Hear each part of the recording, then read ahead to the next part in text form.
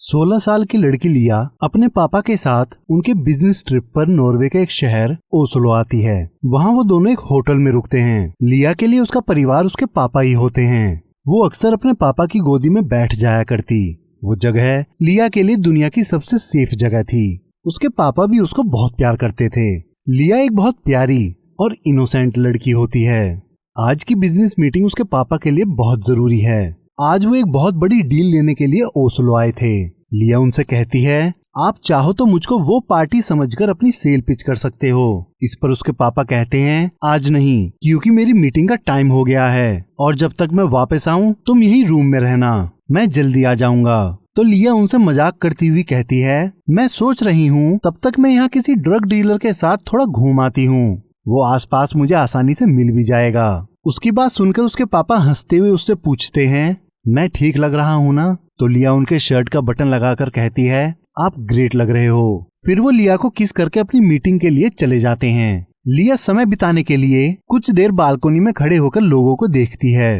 फिर वो अपने पापा के कपड़े लगाती है। उसके बाद वो पढ़ती पढ़ती सो जाती है। लिया उठते ही सबसे पहले नहाकर अपने लिए पानी की बोतल लेने के लिए नीचे चली जाती है। वो पानी लेकर अपने रूम में जाने के लिए लिफ्ट यूज करती है। उसी समय एक 45 साल का आदमी भी उसी लिफ्ट में आ जाता है और अपने फ्लोर पर जाने के लिए जैसे ही बटन दबाता है वो गलती से लिया को गलत तरीके से छू लेता है। लिया एकदम से सहम जाती है, पर वो उस आदमी के अनइंटेंशनली टच करने की वजह से नॉर्मल रहती है। उस आदमी को उसका नेचर और खुद लिया इतनी अच्छी लगती है कि वो बार बार उसको ही देखे जा रहा था। फिर उसका फ्लोर आ जाने की वजह से वो लिफ्ट से बाहर निकल आता है। बाहर निकलते ही वो पलटकर लिया को देखता है। शायद वो उससे कुछ कहना चाहता था, लेकिन तभी एलिवेटर का गेट बंद हो जाता है। तो लिया हल्का सा मुस्कुरा देती है। वो वापस अपने रूम में आकर देखती है कि उसके पापा वापस आ गए हैं, लेकिन वो लिया पर रूम से बाहर जाने की वजह से गुस्सा करते हैं। तो लिया बताती है वो सिर्फ पानी लेने गई थी। इस पर उसके पापा उससे कहते हैं, तुमको कम से कम मुझको बता देना चाहिए था, तुम ऐसा कैसे कर सकती हो? उनके इस बर्ताव की वजह से लिया उनसे माफी मांगती है। अब ज्यादा डांट देने की वजह से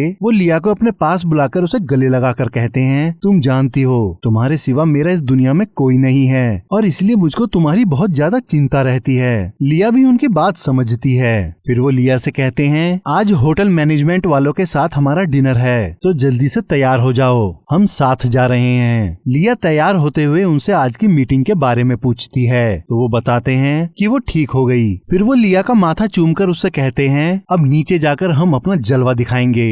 लिया कहती है, हाँ बिल्कुल। पार्टी में पहुंचकर लिया के पापा उसको वहाँ के परचेजिंग मैनेजर क्रिश्चियन से मिलवाते हैं। ये वही आदमी था जो लिया को लिफ्ट में मिला था। दोनों एक दूसरे को पहचान जाते हैं। फिर लिया के पापा क्रिश्चियन को अलग बुलाकर उससे कुछ बात करने लगते हैं। उनकी बात खत्म होते ही लिया समझ जाती है कुछ गड़बड़ हुई है, तो वो अपने पापा के पास आकर उनसे बात पूछती है। वो कहते हैं, मेरा मूड ठीक नहीं है, अभी बात मत करो। इस पर लिया उनसे कहती है, क्या मैं आपके लिए कुछ कर सकती हूँ? तो वो कहते हैं, तुम मेरे लिए क्रिश्चियन से कॉन्ट्रैक्ट साइन करवा दो। इस पर लिया कहती है, मैं कैसे करवाऊँ, मुझको तो कुछ पता ही नहीं है। तो उसके पापा कहते हैं, मुझको पता है, तुम इसमें कुछ नहीं कर सकती। लिया अपने पापा को परेशान देख रोती हुई होटल की छत पर आ जाती है। क्रिश्चियन वहीं बैठा सिगरेट पी रहा था।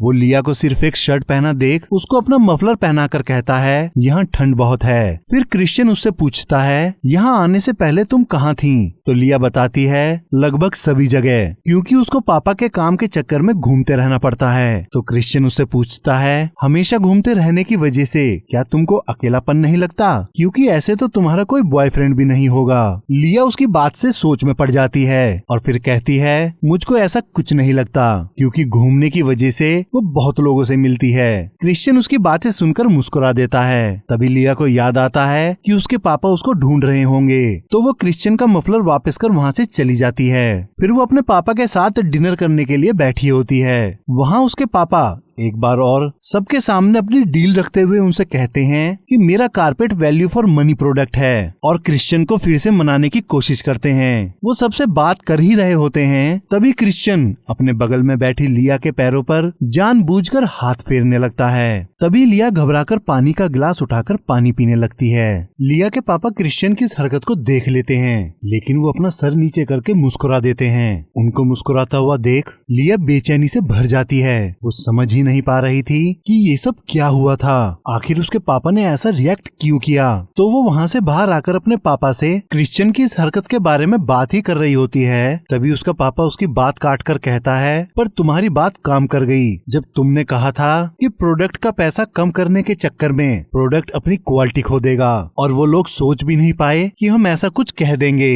इस पर लिया खुश हो जाती है कि उसकी बात की वजह से उसके पापा खुश थे। तभी उसके पापा कहते हैं, चलो उन लोगों को अब कुछ ड्रिंक पिलाते हैं। इस पर लिया उनसे कहती है, इससे तो मैं अपने रूम में चली जाती हूँ। पर लिया के पापा उसको अपने साथ ले जाते हैं। वहाँ क्रिश्चियन लिया के साथ डांस करने लगता है। लिया उसके साथ खुद को कंफर्टेबल महसूस नहीं करती, तो वो अपने पापा को इशारा करके डांस करने के लिए बुलाती है, पर वो मना कर देते हैं। लिया क्रिश्चियन के साथ डांस करती करती कई बार अपने पापा की तरफ देखती है। अब क्रिश्चियन डांस करता करता उसको टच करने लगता है और उसको अपने करीब लाकर उसके गालों पर किस करता है। वो देखती है कि उसके पापा ये सब होता हुआ देख रहे हैं, लेकिन क्रिश्चियन को कुछ नहीं कह रहे, बल्कि वो वहाँ से चले जाते हैं। लिया अपने पापा को देखती रह जाती है। वो अपने पापा के इस बर्ताव को समझ ही नहीं पाती। अब क्रिश्चियन लिया का हाथ पकड़कर उसको उस पार्टी से निकालकर अपने रूम में ले आता है और उसको किस करने लगता है। लिया अपने पापा की डील को खराब ना होने देने की वजह से उसको रोक नहीं पाती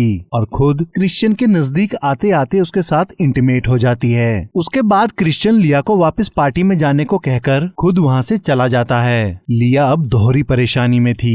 एक कि वो अपने पापा का सामना अब कैसे कर पाएगी, दूसरा वो पहली बार किसी के साथ इंटीमेट हुई थी। लिया फिर भी अपने आप को संभालती हुई पार्टी में वापस आती है और अपने पापा को क्रिश्चियन और बाकी लोगों के साथ एंजॉय करता हुआ देख उनसे पूछती है, क्या हुआ है। तो वो उसके कान में बताते हैं, हमको डील मिल गई। अब लिया को समझने में देरी नहीं लगती कि इस डील को पाने के लिए उसके पापा ने ही उसका यूज किया है। क्रिश्चियन के साथ इंटीमेट होना भी उन्हीं की मर्जी थी। तो लिया अपने पापा का हाथ झटक के उनके सामने क्रिश्चियन को किस करके वहाँ से चली जाती है। उसके पापा भागते हुए उसके पास आकर उसको जैकेट और मफलर देते हैं। लिया रोते हुए उनका मफलर उतारकर उनसे कहती है वो अब हमेशा के लिए डेनमार्क जा रही है और वहाँ से जाने लगती है। इस पर उसके पापा उसको रोककर कहते हैं, तुमको पता है तुम मेरे जीवन की रोशनी हो। उनकी ये बात सुनकर लिया रोती हुई टैक्सी करके वहाँ से चली जाती है। इस 16 साल की उम्र में उसने जो घिनौना रूप अपने पिता का देखा, वैसा उसने कभी सपने में सोचा ही नहीं था। उसके पापा ने अपनी एक डील के लिए उसके अंदर की इनोसेंट लिया को मार दिया था, जिसमें लिया ने अपनी पूरी जिंदगी